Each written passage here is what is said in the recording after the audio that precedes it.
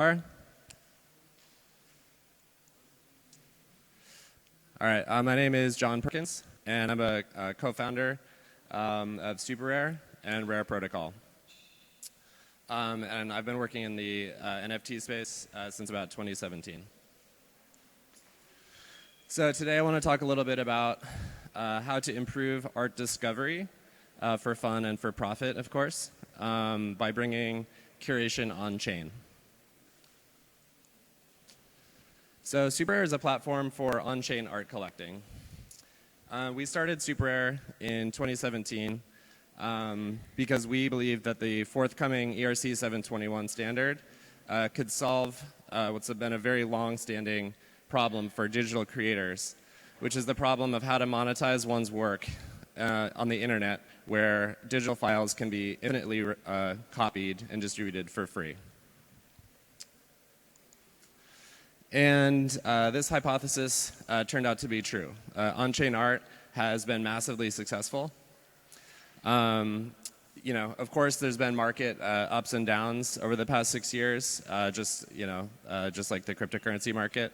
But I think that's natural in any net new market like on-chain art.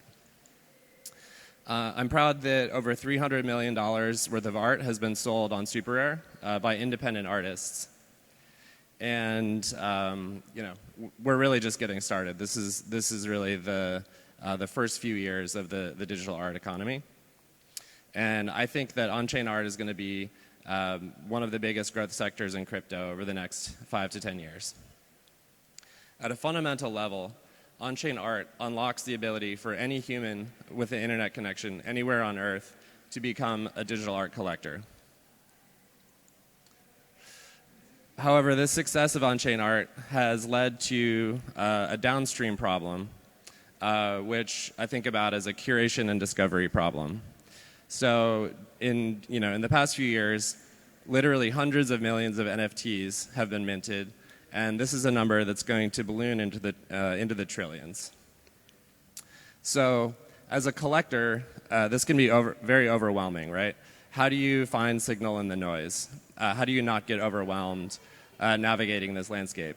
And as a creator, how do you get your word out there? How do you build community? How do you find connections with the right potential collectors? Now, of course, human curation plays a big part, and the SuperRare team is continuing to invest and focus on great curation. But in order for the digital art economy to scale, we really need a decentralized on-chain solution. And so what I'm proposing we really need to do is start bringing discovery signals and curation on-chain. So why do we need to bring discovery and curation on-chain? Well, it's because the art itself lives on-chain, right? The NFTs that we're all collecting are platform agnostic. If you buy an artwork on SuperRare, you can view that artwork on OpenSea. You can view it on any number, in your wallet. You can view it on Etherscan, and so they're platform agnostic in this way.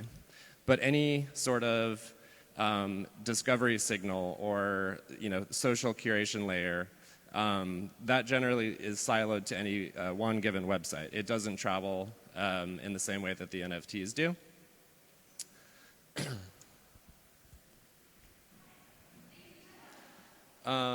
So how should we think about this problem? What's a good way to build an on-chain data set that can help with artwork discovery?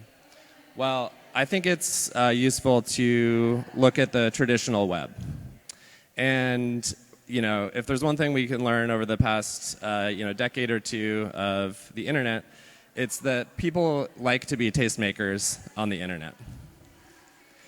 In Web 1, this was fairly basic. This kind of looked like manually curated lists of links. I think we can all remember those like old school GeoCities websites that were just, this is stuff that I think is cool. And of course, very long email threads forwarded by family members with content and that sort of thing. In Web 2, this really got a lot more sophisticated. We saw the rise of massive creator platforms with hundreds of millions of users or billions of users, and built in the ability to upvote and share and have a voice in surfacing content. So just as an example, Reddit is a platform where you could do a very simple action of upvoting and kind of have a say of like what goes on what the front page of the internet that day. So this raises the question of, can blockchain help compensate tastemakers? And this is a very interesting question and problem. And this has been a long time area of interest for people in the blockchain industry. But we haven't really seen that many practical applications of it. And so last year we launched what we call Rare Protocol, which is a beta system that attempts to solve this problem. It attempts to build a social on-chain discovery layer that can incentivize tastemakers to help artists get discovered by the right people. So Rare Protocol is comprised of the underlying smart contracts that power SuperRare. And in a nutshell, users can support each other by staking and reward pools. And this peer-to-peer network creates a decentralized data set that lives on-chain and at a network level can help with art and artist discovery. So only have a few minutes up here, so this is going to be a sort of whirlwind tour of this on-chain system, but I'll briefly go over how this works. Any ETH address can have a reward pool, which is a smart contract that Rare tokens are staked into. As you stake, you build a curated list of artists that you support. As that artist's career grows, a portion of fees flow to the stakers in that pool. And in this way, stakers, i.e. the tastemakers, are compensated in Rare. And the protocol has a built-in system that automatically swaps any currency to Rare. And this gives artists the flexibility to still sell art in whichever currency they choose. The system also has a strong incentive to support emerging talent. And this is due to the fact that each pool is based on a bonding curve.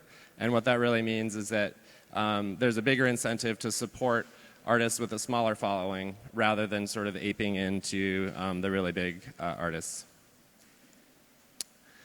And so as the system grows and as the staking system takes off, stakers build on-chain lists of creators they support.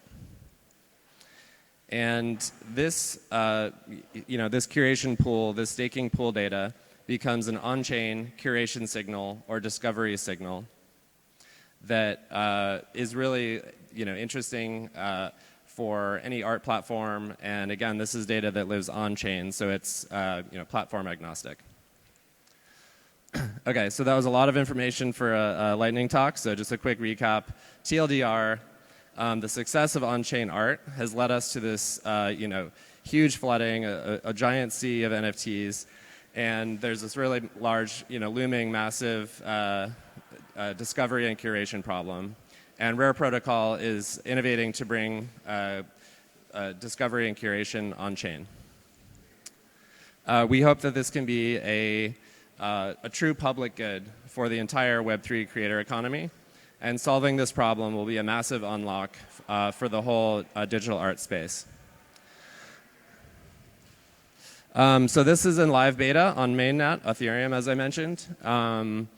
And we're working on migrating to an L2 to make the transaction fees lower. Cool. Yeah, so that's been a whirlwind tour of the Rare Protocol staking system. You can learn more by going to superrare.com or rare.xyz. And you can also find me on Twitter at Rare Perkins. Thanks so much.